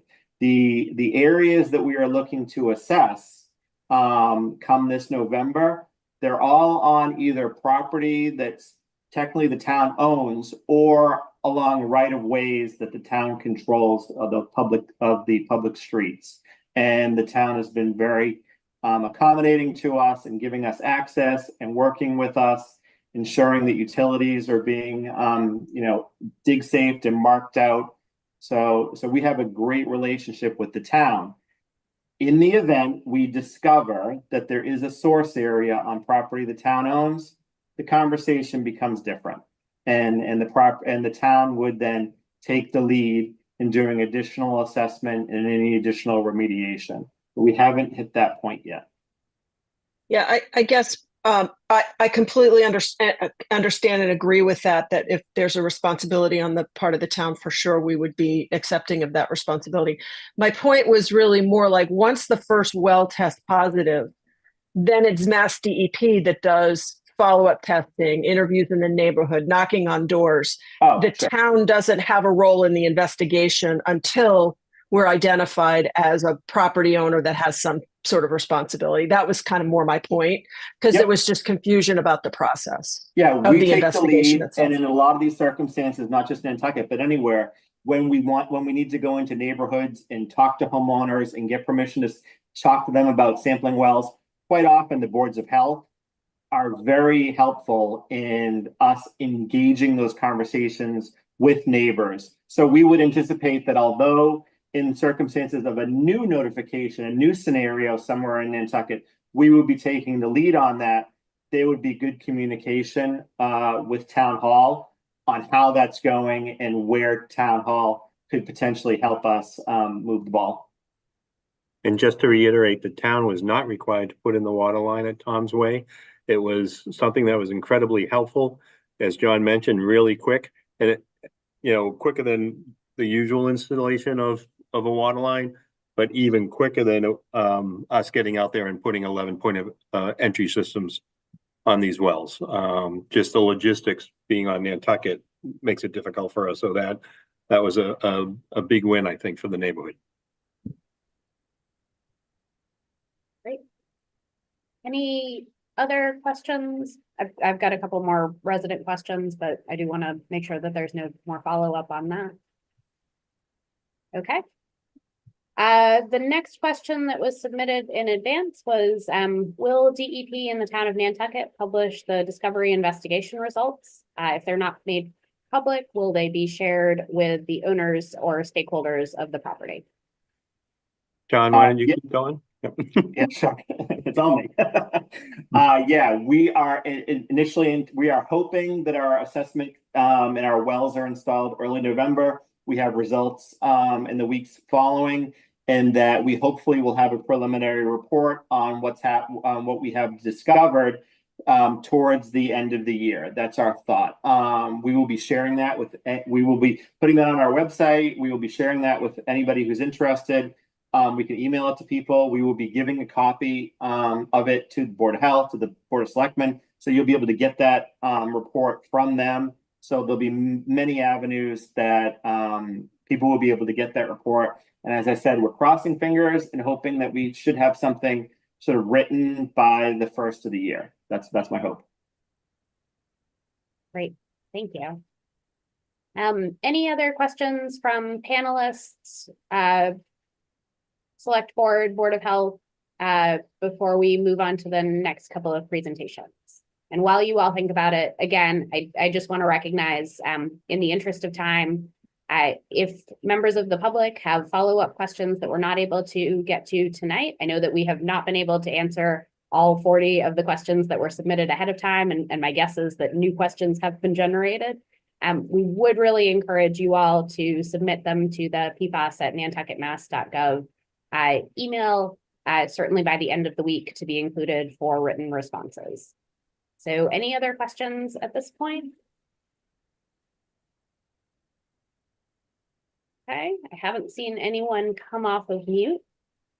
So at this point, we do have a couple of other updates that we wanted to include kind of in tonight's discussion around PFAS. So the first of those, I want to welcome Aisha Khan from the Nantucket PFAS Action Group to provide an update at this point. So Aisha, I will hand it over to you. Thank you. My name is Aisha Khan. I'm honored to be asked to speak on this topic that is so deeply personal to me. In late 2019, my husband and the father of our two young boys and captain of the Nantucket Fire Department was diagnosed with testicular cancer, a cancer that's linked to PFAS exposure in the fire service. We embarked on this journey 5 years ago, and today I'm proud to say Massachusetts recently passed a bill that limits the use of PFAS in firefighter protective gear. We are only one of 2 states in the nation to do this. The passage of this bill is proof of what can happen when we unite across several sectors. It's when community voices like a firefighter's wife from Worcester speaks up. It's when firefighters like Deputy Sean Mitchell and firefighter Jason Burns from Fall River start asking chemistry questions. And before you know it, they put together a resolution that they present to the International Association of Firefighters, limiting sponsorships from manufacturers that use toxic chemicals and PPE. By the way, this resolution passed with 99% support from the IFF, which represents 350,000 members. I bring up this because it highlights the incredible force that we have, our own purchasing power. And 3 weeks after this resolution passed, the manufacturing company came out with a completely PFAS-free outer shell just in 3 weeks. Another reason I bring this up is it so clearly shows how change happens on a local level. And I think that's really important for us to hear and for a lot of our community members to hear. It happens on a local level, and it shows how ordinary people, when empowered with information and education, can do extraordinary things. It's also when researchers engage in meaningful science. It's when nonprofit groups invest their resources on issues concerning the communities. And finally, it's when local governments like the town of Nantucket and our state officials like Senator Sear listen to the people they represent, and they put together events like tonight where they put together the PFAS task force and bills all around PFAS. So it is a multi-sectoral approach, and it works. It's worked in the past with flame retardants, and if we keep going at this pace, it will work in the future with PFAS in products. So that gives me a lot of hope. I want to briefly just highlight some of the projects that we're currently working on that I'm very proud about. It's just 7 right here really quickly. 1 is our well initiative. Willow will talk more about that. Number 2 is we got a grant from Toxic Use Reduction Institute from UMass Lowell and Remain Nantucket. We collaborated on a firefighter exposure study. Our own local firefighters from Nantucket were involved, Fall River and Hyannis were involved in that. It has taken us a while to get here, but the peer review will be coming out this summer. It's ongoing calls with the PFAS working group to discuss looking at PFAS as a family, not just these one individual PFASs. They are all related, and using a class-based approach for the entire life cycle. We've used these approaches before for chemicals that are related, like dioxin and PCB. So individually, it doesn't always have to be individual. Another very local initiative that I'm proud of that sprang into action on a national level is our PFAS medical guidance video for clinicians. We seek the help from Professor Phil Brown from Northeastern and the PFAS Reach Group to help our clinicians get guidance on what to do for exposed community members. What we did not foresee was this training video turning into a continuing medical education course, funded again by Remain, but also funded by the Pediatric Specialty Health Unit, which is a group funded by the CDC. So that will be coming out at Michigan State University on their website. We have ongoing advisory calls with Dr. Aaron Bernstein, who is the director for the National Center of Environmental Health and the Agency for Toxic Substances and Disease Registry, a division of CDC.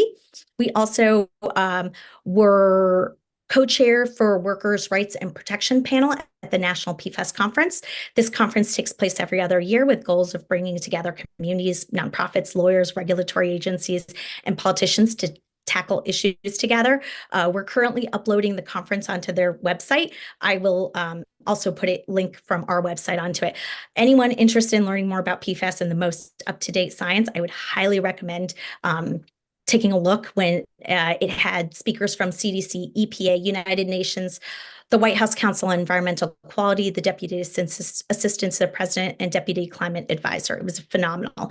One project that we don't have all the information for is our filter take-back program. And we are hoping to work with students to put this together, but it seems like it's gotten a lot of questions asked. We are looking for funding for that. And in the meantime, I would say put your filter in a Ziploc bag, call me up, send me an email, or drop it by Dr. Leprie's office. I'm there. We will pick up the filters and we will send them to a different hazardous waste location. That is a project that we just haven't had time to work on, but it is something we feel really important about. Those are the projects we're working on. I just want to say Nantucket has a deep-rooted culture and community involvement, and the success of the firefighter bill shows us a roadmap for tackling other issues like this moving forward, like our private wells. We now have a national drinking water regulations coming out from the EPA at 4 parts per trillion for PFOA and PFOS 4 parts per trillion as well. Alex Land and Brittany Jacobs from EPA went over this with us, and were informed us that this is directed at municipal public water supplies, and what that does is it does not apply to private homeowners, leaving private well owners, the health departments, our towns, and even our clinicians needing support, guidance, and information on how to address. So we brought this up, and Nantucket Land and Water Council also saw that this grassroots effort was worth getting involved in. So I'll just pass this off to Willa on this project. Thank you. Thank you very, very much for this amazing event. Thank you. Great to hear all of the work that you all are doing. And as you introduced, Willa Arsenal is going to give a brief update on the work of the Land and Water Council. Willa? Oh, sorry, I'm just a little bit muted. Thanks so much for having me tonight. Can everybody see my screen all right? I'll take that as a yes. Yes, yes. So I just want I'm really good with technology, so I'm super comfortable with this. I just wanted to thank you all for having me tonight. As Aisha said, I'm just going to go over a little bit more in depth into our PFAS well project. And I just want to start off by saying I think collaboration has been a word that's been thrown around a lot tonight. And spoiler alert, you're about to hear it about 20 more times from me. So hopefully we all continue to like that word. And so really what I want to start this off with is our Nantucket PFAS well project was brought to us by Aisha and the PFAS Action Group, and it presented the Nantucket Land and Water Council with a really unique opportunity to bring an innovative screening method to our community and potentially other communities around us.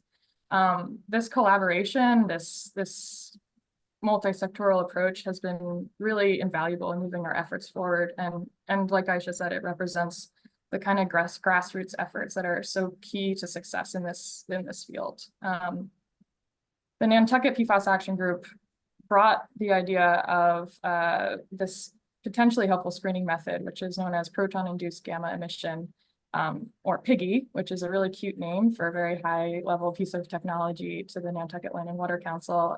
And we're trying to pilot here on Nantucket. And I'm not a nuclear physicist myself, believe it or not, so I won't go too far into the science behind this, but basically this is a screening method that is able to extract and identify the presence of certain elements. And in this case, it's fluorine, which can serve as an indicator of PFAS contamination. But what's really so special about this screening method is that it's remarkably accessible.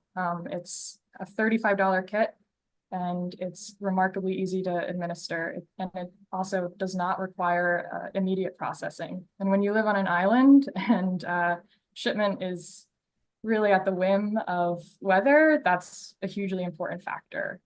It's not a validated method as of right now. We're currently piloting it on Nantucket. But a big part of why we're doing that is that we're hoping that other communities can take this comparatively easy screening kit and use it themselves. And Nantucket is a really wonderful testing ground for that to happen on. And so we have this kit available. We've now administered 300 of them. It's very basic. You fill this water bottle up on the left with water, you put on the filter cap that's seen at the bottom right of the screen, and then you dump the water out. So most people are really very happy to do it. It takes about 15 minutes all day. And all you have to do is run a pH strip under it to help calibrate the machine. And like I said, we've administered about 300 of these across the island. And this data is helping to provide us with a lot of understanding and awareness around PFAS on Nantucket, and again, helping to validate this method. We've also recently completed 20 side-by-side tests with certified methods like PFAS 73 and AOF across the island. And though 20 seems small for a team of our size, it was actually an immense effort. And it was really made possible through dedicated staff, volunteers, and really engaged community members who were willing to let us into their homes at like 7 in the morning and happy to have us there and really provide us with a lot of access to their home. And we appreciate that back and forth spirit on Nantucket. We're currently processing the results that we've gotten. This is a big effort. We have an analytical chemist who's working on it, and we're excited to share the results that we get as soon as we're able to. And a big part of that is making sure that we have a really clear and legible report back to all participants. This is really one of the main goals of this project. It's to provide a user-friendly report model that's accessible and easy to understand for the average person. And when it comes to human health impacts, we know how scary and isolating it can be to get a huge packet of mumbo jumbo back. And we really want to tap into the human aspect of this. So we want to provide a report back that tells you what's been found, what does that mean, and what do you do next? And so it's answering pretty much everybody's first questions, which is, well, how do I filter my water? What kind of tests do I get at the doctor's office? And what do I continue to do in the future? We want to create a clear result and a point of contact for participants that they can continue to use if they have any questions. We need to effectively address the issue of PFAS, contamination with collaboration across all sectors. And so what that means is a bottom-up and top-down approach, which is nothing new, but we're seeing that it's possible on Nantucket, and we want to continue down that path. It's really important to everybody here, I think, and we're really glad to be a part of that. This means advocating for stronger regulations while also working with local businesses, local residents to reduce PFAS exposure and use at the source. And together, we're hoping that we can be part of that comprehensive strategy to protect our water and protect our health. So we'll continue monitoring regulations and policy decisions around this, and we'll continue having educational and outreach events. Most recently, we had one on August 1st at the Nantucket Dreamland. We had a really wonderful panel of speakers and a really engaged audience that, again, represents the interest that our community has in this topic. And it was a really wonderful event to be part of. I think it spoke highly of the level of interest our neighborhood has in this topic. We also hope to collaborate with the town in the future and work on addressing PFAS in consumer products, and from raising public awareness to encouraging PFAS-free alternatives. Our goal is really to drive meaningful change.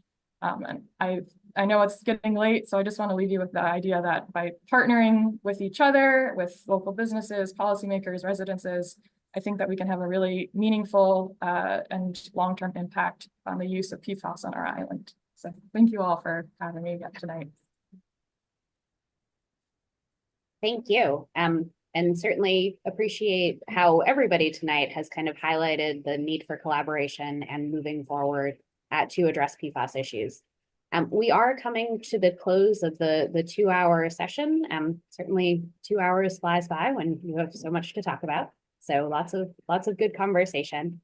Want to remind folks again, even though I've said it 3 or 4 times at this point, if you have follow-up questions, especially for members of the public who have been watching the session, if you have follow-up questions, I know we didn't get an opportunity to answer everything, and so please submit them to the pfas@nantucketmass.gov email address. We will get written responses to you all. So get them in by the end of the week so that they can be incorporated into that response. We've really appreciated everyone's time and the presenters tonight, and certainly everyone's attention on this really important topic. I do want to thank both the town and Mass DEP and also our other presenters for putting together such comprehensive information and really for having the thoughtful discussion that we've been able to have tonight.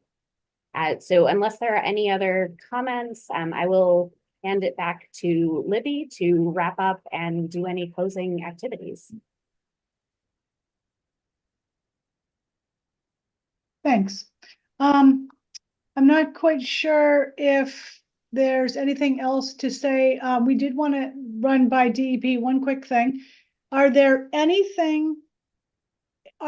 other towns doing anything that we should consider that we are not doing right now that you know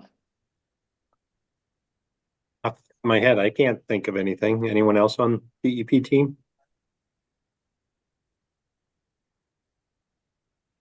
Okay, great.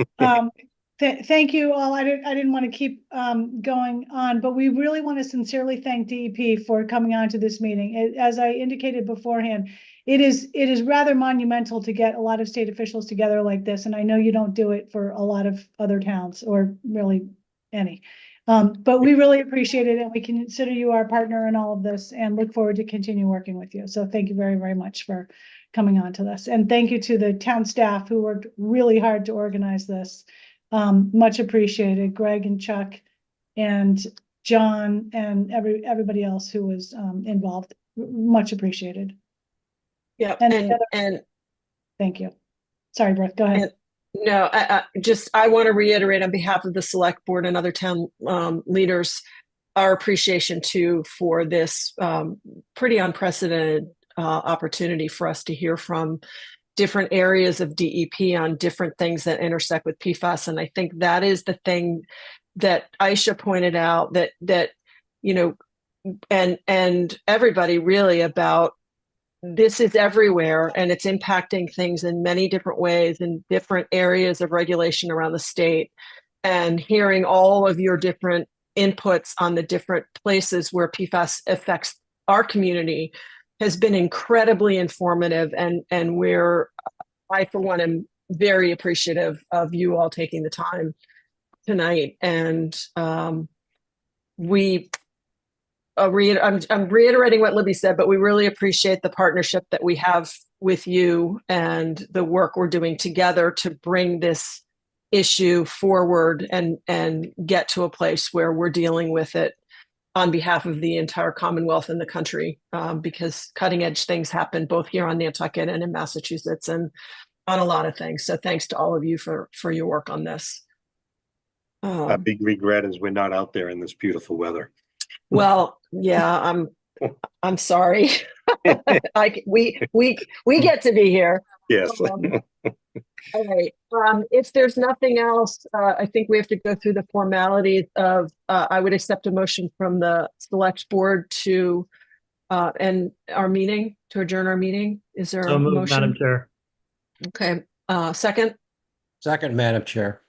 Okay. And I have to do this by roll call. Malcolm McNabb? Yes. Tom Dixon? Aye. Matt Fee, are you still here?